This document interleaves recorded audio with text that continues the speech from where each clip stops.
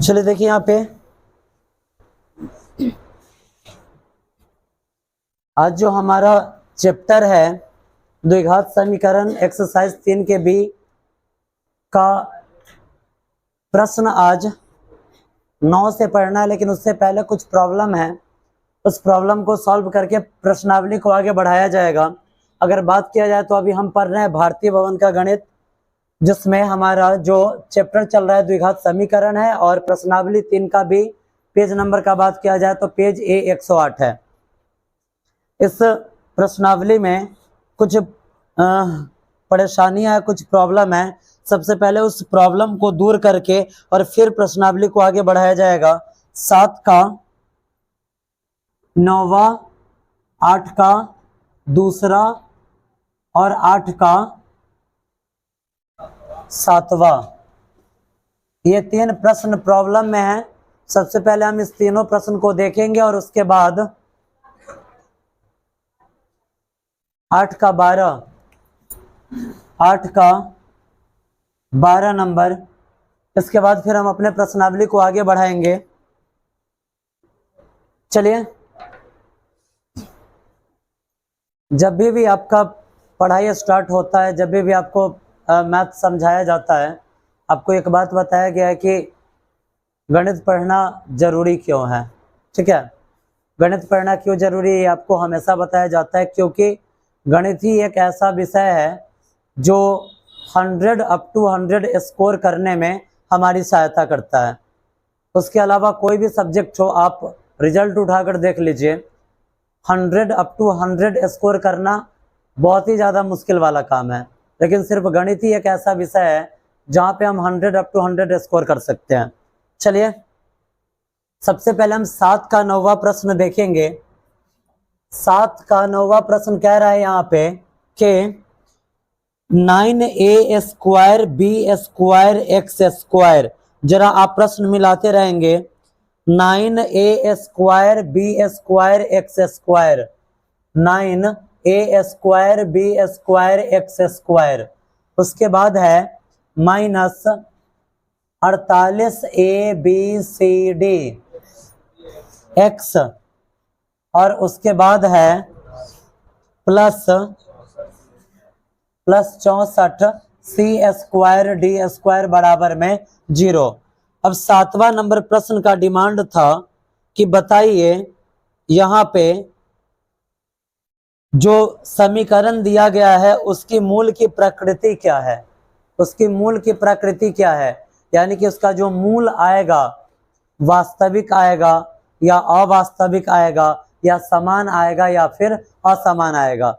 इसकी सारी शर्तें आपको द्विघात समीकरण का एक्सरसाइज जब 3 का भी हमने स्टार्ट किया था तो इसके पहले क्लास में आपको बता दिया गया था। वीडियो अपलोडेड है, अगर आपको पता नहीं है तो आप वहां से जाकर हेल्प ले सकते हैं। अब चलिए, सबसे पहले यहाँ पे इतना चढ़मान आया हुआ है, इतना चढ़मान आया हुआ है कि हम कंफ्यूज है कि समीकरण किस रूप का है। ठीक है, तो सबसे पहले हम ये क्लियर करते हैं कि यहाँ पे वास्तव में समीकरण का ग्राउंड क्या है, समीकरण किस रूप का है। तो आप यहाँ देखिए, आपको निश्चित रूप से दिख रहा होगा यहाँ पर एक्स स्क्वायर है, यहाँ पर एक्स है, यानी कि समीकरण एक्स के रूप का है। जब भी हमें मूलों की प्रकृति बताना हो तो वहां विवेचक निकालना पड़ता है, क्योंकि विवेचक द्वारा ही मूल की प्रकृति का पता लगाया जा सकता है। ठीक है, अब विवेचक निकालने के लिए आपके पास ए होना चाहिए, बी होना चाहिए और सी होना चाहिए। चलिए, हम यहाँ पर लिखते हैं ए क्या होता है, तो एक्स स्क्वायर का जो भी गुणांक होता है उसे हम ए कहते हैं। तो ए यहाँ पर 9a स्क्वायर बी स्क्वायर है। उसके बाद लिखेंगे बी क्या होता है, तो जो x का गुणांक होता है इसे हम कहते हैं बी। तो बी क्या है, तो -48abcd है। और सी क्या होता है, तो जो बराबर के लेफ्ट या राइट साइड में जस्ट बगल में हो और संख्यात्मक मान हो 0 को छोड़कर, उसी को सी कहा जाता है। तो सी क्या है, तो सी है यहाँ पर 64c स्क्वायर डी स्क्वायर। समझने में कोई तकलीफ नहीं। अब चलते, अब आगे बढ़ते, लिखेंगे विवेचक। डी बराबर फॉर्मूला होता है बी स्क्वायर -4ac होता है। जब हम आगे बढ़ाएंगे तो आप देखिए b का वैल्यू क्या है, तो -48 ABCD। इसका करना क्या है, तो स्क्वायर करना है। अब चलिए माइनस का स्क्वायर प्लस और 48 का स्क्वायर कीजिए।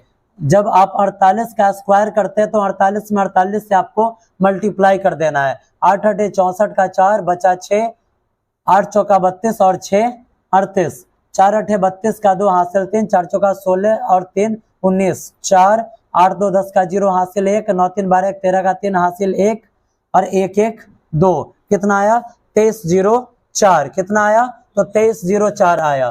23 0 4 a का स्क्वायर a स्क्वायर, b का स्क्वायर b स्क्वायर, c का स्क्वायर c स्क्वायर और d का स्क्वायर d स्क्वायर।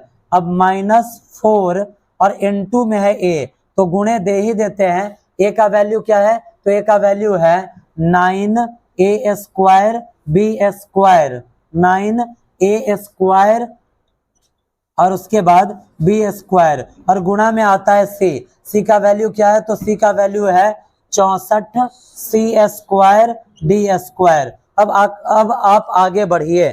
जब आप आगे बढ़ेंगे तो यहाँ पर 23 0 4 a square b square c square d square minus 4 नमा 36, 36 में आप 64 से मल्टीप्लाई कीजिए। 4 छक्का 24 का 4 हासिल 2, 4 तिया 12 और 2 14, 6 36 का 6 हासिल 3, 6 तिया 18 3 21। आगे बढ़ाएंगे तो 4 6 4 10 का 0 हासिल 1 1 1 2 और 1 3 और यहाँ पर 2, कितना आया 2304 a square b square c square और यहाँ का ये d स्क्वायर। जरा आप देखिए, जब 23 0 4 a square b square c square d square में से 23 0 4 a square b square c square d square को घटाया जाए तो यहाँ पर क्या बचा, 0 बचा। और आप याद कीजिए, आपको शर्त में पढ़ाया गया है कि अगर b स्क्वायर -4ac का वैल्यू 0 के बराबर हो तो मूल वास्तविक भी होगा और समान भी होगा। यानी कि यहाँ पर जो आंसर दोनों निकलेगा, दोनों आंसर एक जैसा होगा। तो हम यहाँ पर क्या लिखेंगे, यहाँ पर लिखेंगे मूल कैसा होगा, वास्तविक एवं समान होंगे। समझने में कोई परेशानी नहीं ना। चलिए अब अगला प्रश्न है 8 का 2।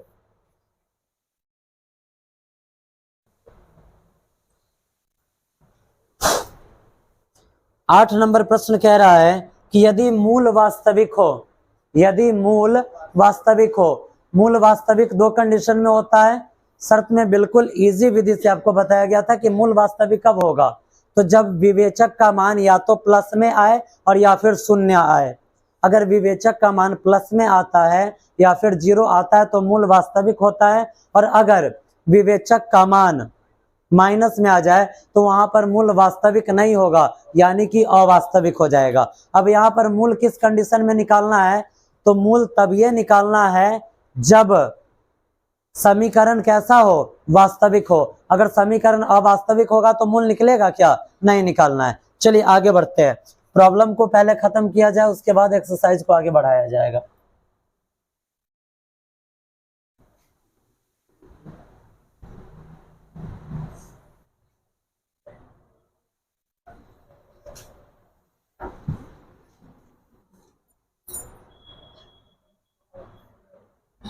चलिए देखते हैं यहाँ पे 8 का 2 प्रश्न है। यहाँ पे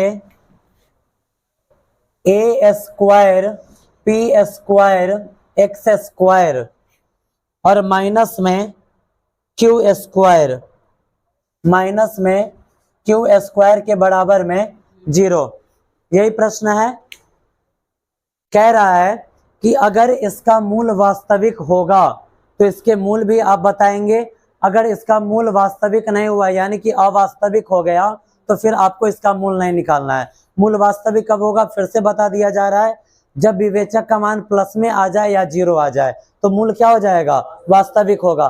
मूल वास्तविक किस कंडीशन में होगा, जब विवेचक का मान क्या है, प्लस में कुछ भी संख्या आ जाए या फिर 0 आ जाए। अगर माइनस में आएगा तो अवास्तविक होगा, और अगर माइनस में विवेचक का मान आया तो आपको मूल भी नहीं निकालना है। ठीक है, चलिए अब समीकरण वास्तव में वास्तविक है या अवास्तविक है, इसको पता करने के लिए सबसे पहले आपको विवेचक निकालना है। विवेचक निकालने के लिए आपको ए पता होना चाहिए, बी पता होना चाहिए और सी पता होना चाहिए। अब चलिए ए कौन सा होता है, तो एक्स स्क्वायर का जो गुणांक है ये होता है ए, यानी कि ए स्क्वायर और पी स्क्वायर। बी क्या होता है, तो बी एक्स का गुणांक होता है, इसमें कहीं एक्स सही नहीं है, यानी कि बी क्या हो जाएगा 0। और सी क्या है, तो सी है माइनस क्यू का स्क्वायर, यही है। आगे बढ़ाया जाए, अब लिखेंगे विवेचक डी बराबर बी स्क्वायर माइनस 4ac। आगे बढ़ाएंगे, बी का वैल्यू क्या है 0 है, 0 का स्क्वायर माइनस 4 इंटू ए का वैल्यू है ए स्क्वायर पी स्क्वायर, और उसके बाद सी का वैल्यू क्या है, तो माइनस में क्यू स्क्वायर इंटू में माइनस क्यू का स्क्वायर है। आगे बढ़ाया जाए, 0 का स्क्वायर 0 ही होगा और प्लस माइनस में 0 का कुछ वैल्यू होता है क्या, नहीं। अब यहाँ पर आप देखिए माइनस माइनस प्लस बोल रहे प्लस लिख रहे 4, माइनस माइनस प्लस 4 का 4, ए स्क्वायर पी स्क्वायर में जब क्यू स्क्वायर से गुणा होगा तो ए स्क्वायर पी स्क्वायर और क्यू स्क्वायर।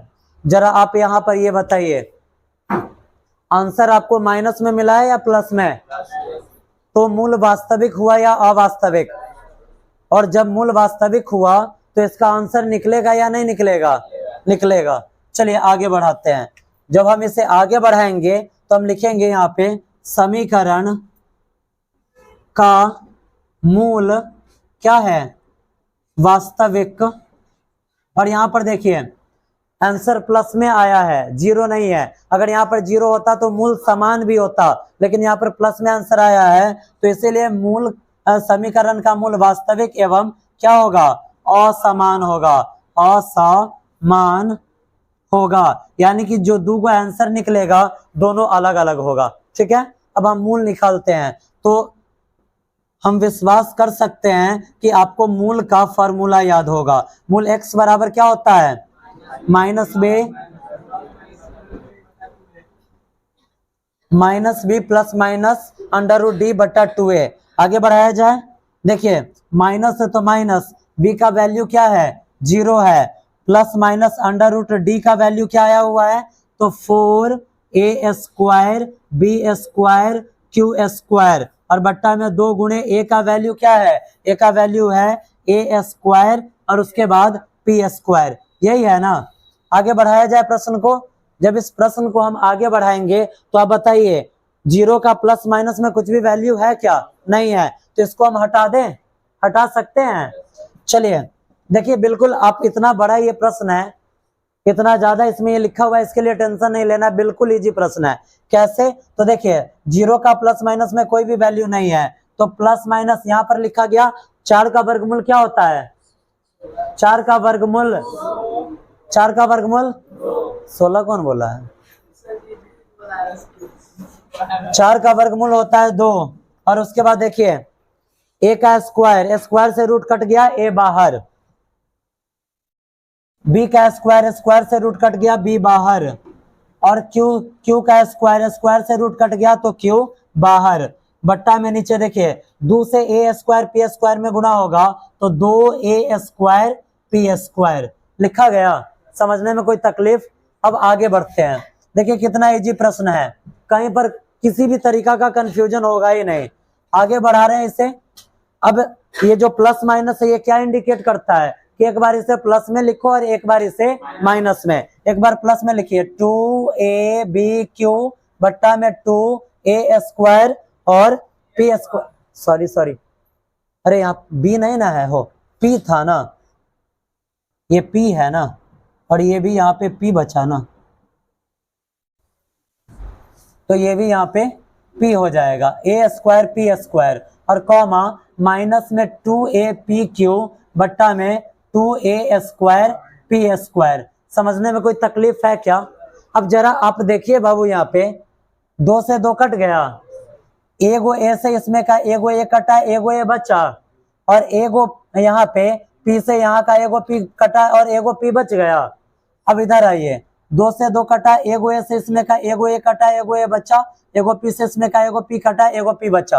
अब आगे बढ़ाते तो बच क्या गया, ऊपर बचा यहाँ पे क्यू बट्टा में नीचे ए, और यहाँ पे क्या बचा पी, और कॉमा यहाँ पर माइनस, ऊपर में क्यू और नीचे में ए और पी। देखिए यही आंसर है ना, समझने में कोई तकलीफ नहीं ना, कहीं कुछ कंफ्यूजन? आगे बढ़ाया जाए, चलिए अब इसी का देखना है 7वां नंबर।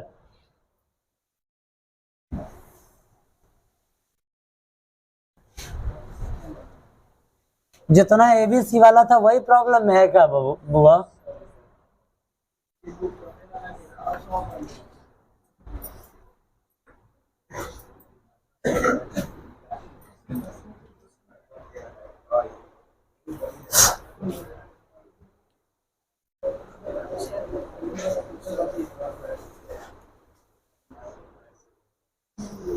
अब देखिए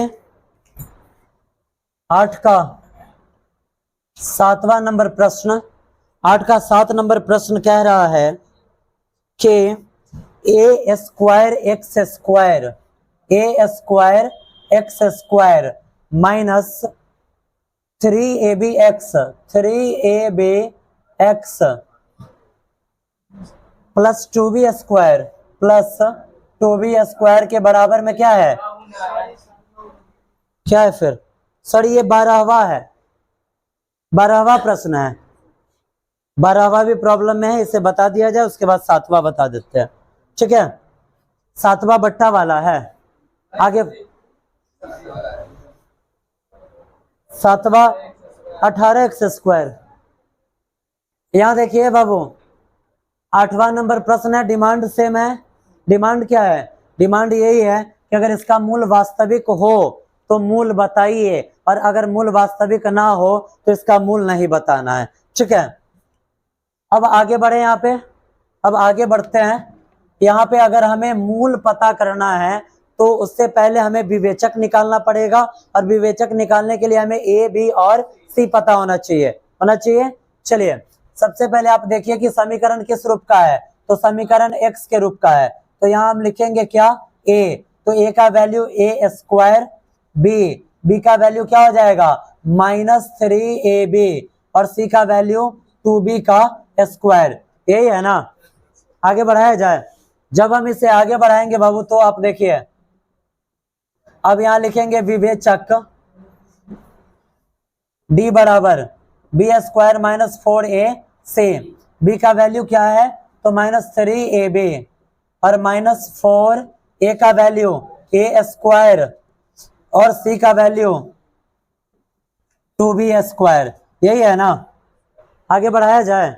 जब आगे बढ़ाएंगे तो माइनस का, यहाँ पे अब b पर स्क्वायर लगा हुआ है तो स्क्वायर डालेंगे, माइनस का स्क्वायर प्लस, और 3 का स्क्वायर 9, a का स्क्वायर a स्क्वायर, b का स्क्वायर b स्क्वायर। माइनस है तो माइनस, 4 दूनी 8, a स्क्वायर b स्क्वायर। जरा आप बताइए बुआ, यहाँ पे 9 गो ए स्क्वायर बी स्क्वायर में से 8 गो ए स्क्वायर बी स्क्वायर घट गया तो कै गो ए स्क्वायर बी स्क्वायर बचा? तो यहाँ पर बचा एगो ए स्क्वायर बी स्क्वायर बचा ना? आगे बढ़ाया जाए।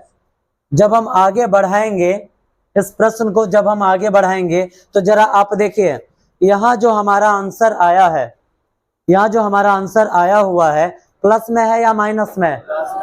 तो यहाँ इसका मूल वास्तविक होगा या अवास्तविक? तो फिर इसका मूल निकलेगा या नहीं निकलेगा? निकलेगा।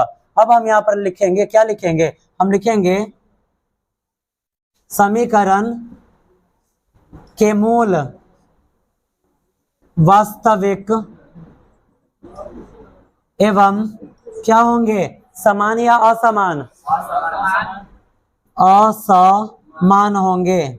इस असमान का मतलब क्या होता है? इस असमान का मतलब होता है कि हमारा जो आंसर निकलेगा दोनों अलग अलग निकलेगा। यही है ना? अब चलिए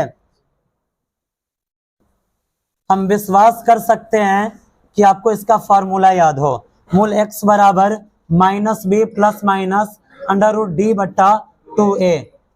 आगे बढ़ाया जाए, -b, तो माइनस b का वैल्यू क्या है -3ab, -3ab plus minus under root d का वैल्यू क्या है, डी का वैल्यू है ए स्क्वायर बी स्क्वायर बट्टा में 2a, तो 2 गुणे a का वैल्यू क्या है, तो a स्क्वायर है। आगे बढ़ाया जाए, बिल्कुल इजी प्रश्न है, बिल्कुल इजी प्रश्न है और 100% आपसे बन सकता है, कहीं कुछ कंफ्यूजन होगा ही नहीं। बढ़ाया जाए आगे।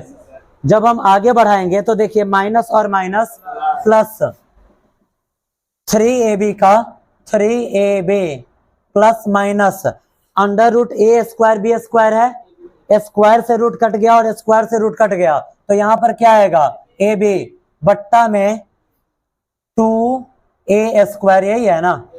आगे बढ़ाया जाए, जब हम इसे आगे बढ़ाएंगे बुआ तो इसका मतलब क्या हुआ, ये प्लस माइनस क्या इंडिकेट करता है कि एक बार इसे प्लस में लिखना है और एक बार इसे माइनस में, यानी कि 3ab प्लस ab और बट्टा में 2a स्क्वायर और कॉमा 3ab माइनस ab बट्टा में 2a स्क्वायर।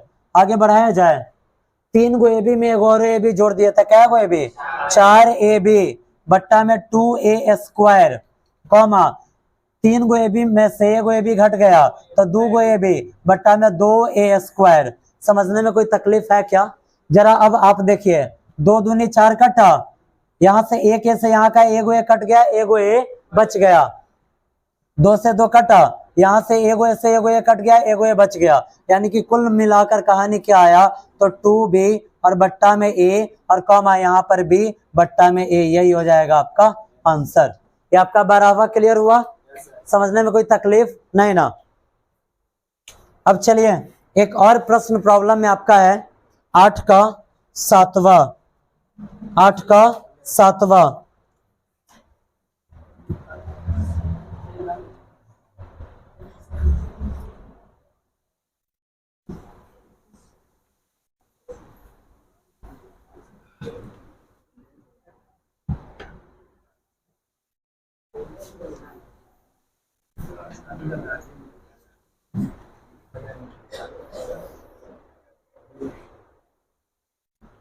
चलिए देखिए बुआ, 8 का 7वां प्रश्न देख लीजिए।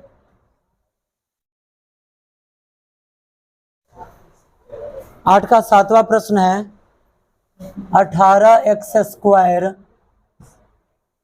माइनस 9x माइनस में 14 के बराबर में 0। डिमांड सेम है कि मूल अगर वास्तविक हो तो मूल निकालिए और अन्यथा छोड़ दीजिए, यही है ना।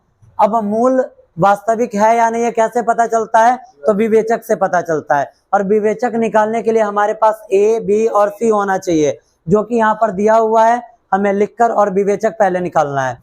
अब हम यहाँ पर लिखेंगे a बराबर, a क्या होता है तो x स्क्वायर का गुणांक यानी कि 18, b क्या होता है तो x का गुणांक यानी कि -9, और c क्या होता है तो लास्ट वाला यानी कि -14। आगे बढ़ाया जाए, जब हम आगे बढ़ाएंगे तो क्या लिखेंगे, विवेचक d बराबर बी स्क्वायर -4ac, b का वैल्यू देखिए -9 का स्क्वायर -4 गुणे a का वैल्यू 18 और c का वैल्यू क्या है -14 है। आगे बढ़ाएंगे तो देखिए माइनस का स्क्वायर प्लस और 9 का स्क्वायर 81, माइनस माइनस प्लस और इस सबको गुणा कीजिए, 18 चौका 72 और 72 में 14 से गुणा करना है, तो देखिए 4 दूना 8, 4 सते 7 चौका 28, 4 सते 28 नहीं होता क्या, 1 दूना 2, 1 सते 7, तो 8, 8 2 10 का 0 हासिल 1 और उसके बाद 1008, 1008। जब 1008 में 81 जोड़ेंगे तो क्या आएगा 1089, यही आएगा ना। आगे बढ़ाया जाए इस प्रश्न को, जब इस प्रश्न को हम आगे बढ़ाएंगे तो अब आप देख लीजिए यहाँ पे, सबसे पहले ये बताइए आपका जो आंसर आया है प्लस में है या माइनस में, तो मूल वास्तविक होगा या नहीं होगा, मूल वास्तविक होगा। अब हम लिखेंगे समीकरण के मूल वास्तविक तो होंगे ही, साथ ही साथ क्या होगा समान या असमान, वास्तविक और असमान होंगे। आगे बढ़ाया जाए, आगे बढ़ाया जाए। जब हम इस प्रश्न को आगे बढ़ाएंगे तो मूल का फार्मूला आपको याद होना चाहिए, मूल x बराबर minus b plus minus under root d by 2a। जरा आप बताइए, डी के जगह पर हम बी स्क्वायर माइनस 4ac भी लिख सकते हैं, लिख सकते हैं ना। आगे बढ़ाएं तो माइनस बी का वैल्यू क्या है, बी का वैल्यू है -9, -9, और यहाँ पे प्लस माइनस डी का वैल्यू क्या आया है, तो 1089 बट्टा 2 गुणे ए का वैल्यू क्या है, ए का वैल्यू है 18, है ना। इसको मिटाया जाए, प्रश्न आपको 100% समझ में आएगा, कहीं कुछ कंफ्यूजन होगा ही नहीं। ठीक है, आगे बढ़ाते हैं। माइनस माइनस क्या हो जाएगा, माइनस माइनस प्लस, और प्लस में यहाँ पर 9 है, अब प्लस माइनस प्लस माइनस। अब यहाँ देखिए डी के ऊपर रूट चढ़ा हुआ था, रूट चढ़ा दिए। 1089 का वर्गमूल क्या होता है, तो इसका वर्गमूल होता है 33। क्या होता है, 33, और बट्टा में 18 दूना 36। अब जरा आप ये बताइए बुआ, ये क्या इंडिकेट कर रहा है, ये इंडिकेट कर रहा है कि इसको एक बार प्लस में लिखना है और एक बार माइनस में।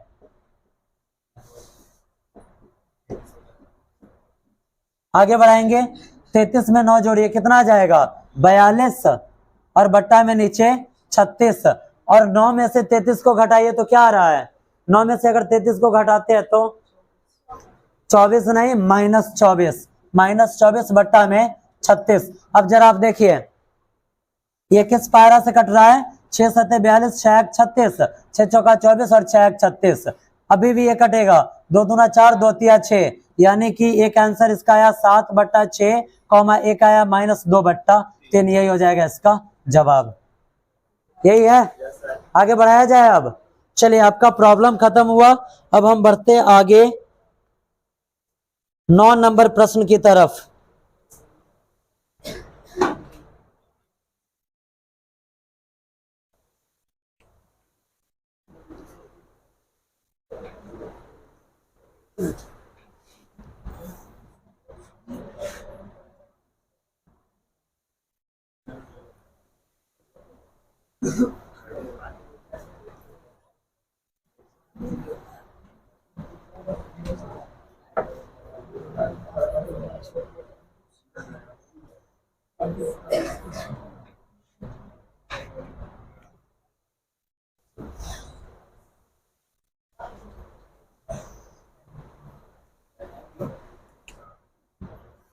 देखिए 9 का पहला प्रश्न है, प्रश्न कह रहा है कि P के किन मानों के लिए। देखिए बुआ, P के एक प्रश्न आपको 9 का समझाया जा रहा है और इसी आधार पर सारा प्रश्न 9 का आपका बन जाएगा। ठीक है, अगर आप ध्यान से देखते हैं तो डायरेक्ट ये प्रश्न बोर्ड से उतर के आपके माइंड में जाएगा। बात समझ में आया, अगर आप ध्यान से देखते हैं तो कहीं कुछ भी कंफ्यूजन नहीं होगा। अब कह रहा है कि P के किन मानों के लिए, P के किन मानों के लिए px square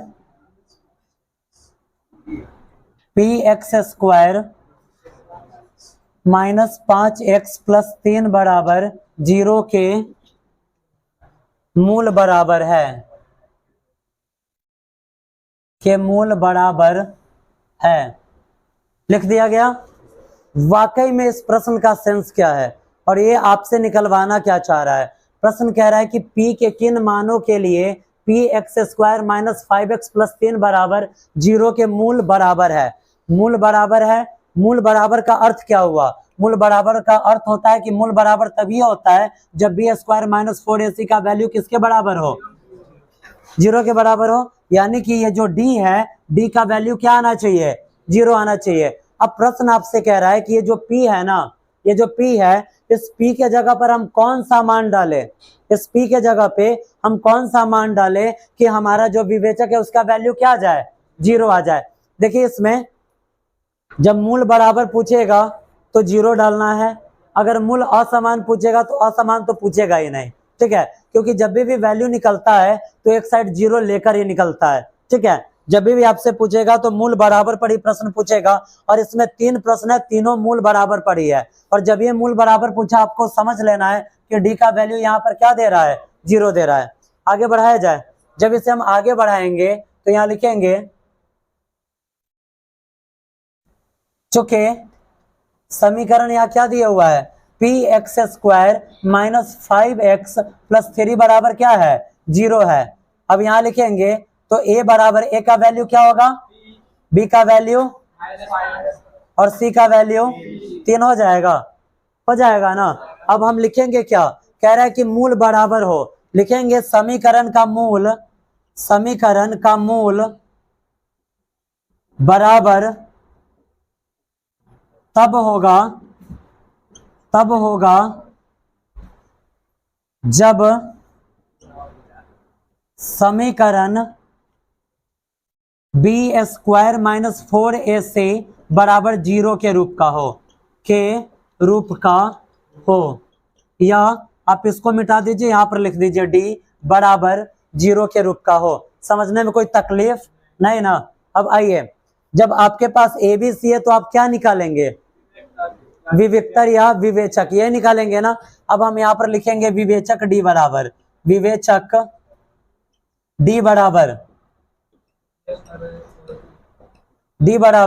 b² minus 4ac।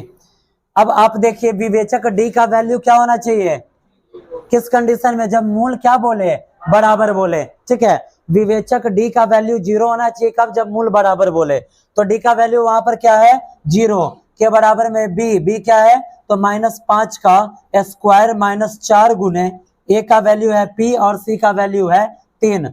आगे बढ़ाया जाए। जब हम आगे बढ़ाएंगे तो आप देखिए, माइनस का स्क्वायर प्लस और 5 का स्क्वायर 25, माइनस 4 से p में गुना हुआ 4p और 4p से 3 में गुना करेंगे तो 4 तिया 12p। यहाँ पर 0 है, इस p वाले को इधर ले आते हैं, ये माइनस में इधर आया तो प्लस में, यानी कि 12p के बराबर में 25, तो p के बराबर में 25/12। आपसे किस चीज का वैल्यू पूछ रहा था, p का। अब किस चीज का वैल्यू यहाँ पर मिला, p का। यही हो जाएगा आपका जवाब। समझने में कहीं कुछ दिक्कत, 9 का तीनों प्रश्न सेम ऐसे ही बनेगा। ठीक है, बन जाएगा। आपका होमवर्क जो आज का हुआ 9 तक हुआ, 9 का प्रश्न आप पूरा क्लियर करके आएंगे। बाद बाकी प्रश्न आपको नेक्स्ट डे अगले क्लास में समझाया जाएगा और पढ़ा दिया जाएगा।